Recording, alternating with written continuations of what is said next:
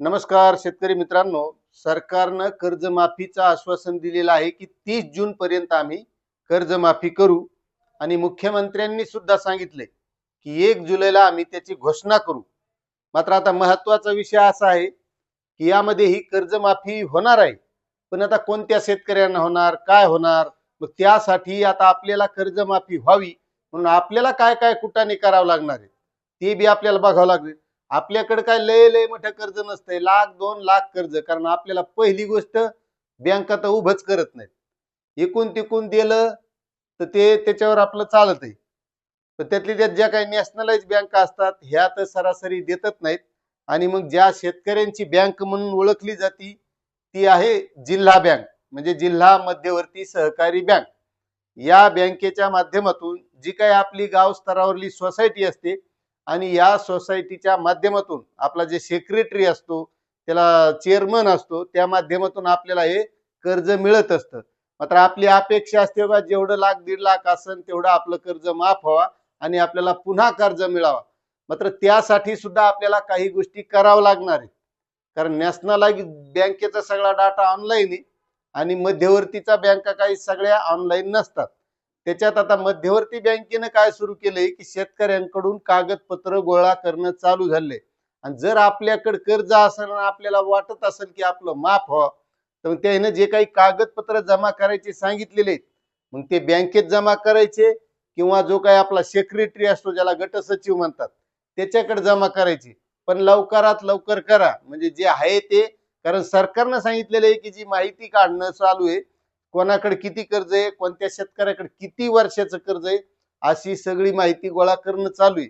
त्यासाठी आपल्याला काही कागदपत्र गोळा करावं लागणार आहे. त्यासाठी पहिलं आहे आपलं आधार कार्ड.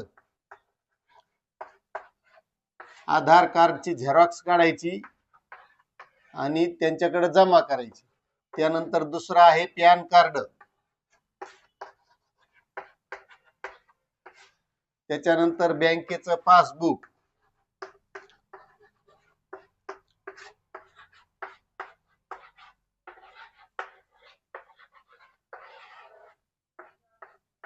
आणि त्यानंतर महत्वाचा विषय म्हणजे आता आजकाल जर आपण शेतकरी आहोत तर शेतकऱ्यांची ओळख म्हणून शेतकऱ्यांचा फार्मर डिजिटल आयडी, ज्याला आपण शेतकरी ओळखपत्र म्हणतो, त्याचा नंबर आहे.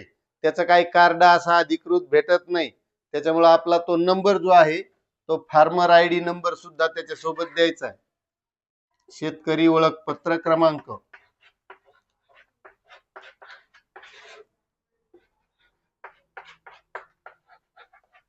शेतकरी ओळखपत्र क्रमांक. आणि आपल्या ज्या बँकेचं कर्ज आपल्याकडे आहे त्या बँकेच्या खात्याला असणारा आपला मोबाईल नंबर जो लिंक आहे तो मोबाईल नंबर तो सुद्धा द्यायचा आहे.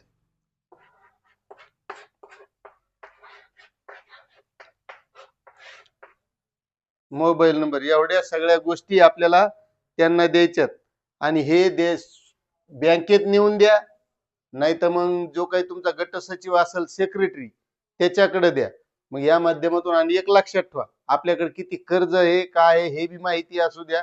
कारण जवळपास जिल्हा मध्यवर्ती बँकेच्या माध्यमातून सोसायटीकडून जे कर्ज घेतलेलं असते ते शेतकऱ्याला माहीतच नसते की नेमकं आहे किती. फक्त सोसायटी घेतलेली, पण किती हे काय ते सुद्धा चौकशी करून घ्या.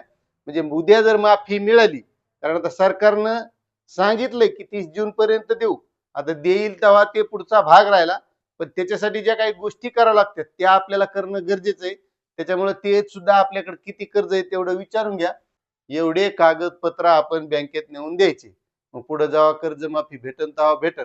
मग तुम्ही आतापर्यंत हे कागदपत्र दिलेत का नाही दिलेत नक्कीच कमेंट करा. आणि आपल्याकडे जिल्हा मध्यवर्ती बँकेचं कर्ज आहे का नॅशनलाइज बँकेचं कर्ज आहे का पुन्हा त्याच्याही पुढे जाऊन सांगतो ज्या काही आपल्या सहकारी बँका असतात इतर त्या बँकेचं कर्ज आहे, पतसंस्थाचं कर्ज आहे का खाजगी सावकाराचं कर्ज आहे, हे बी कमेंट करा.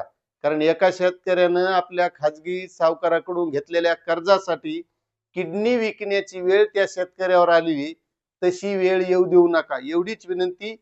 जय हिंद, जय महाराष्ट्र.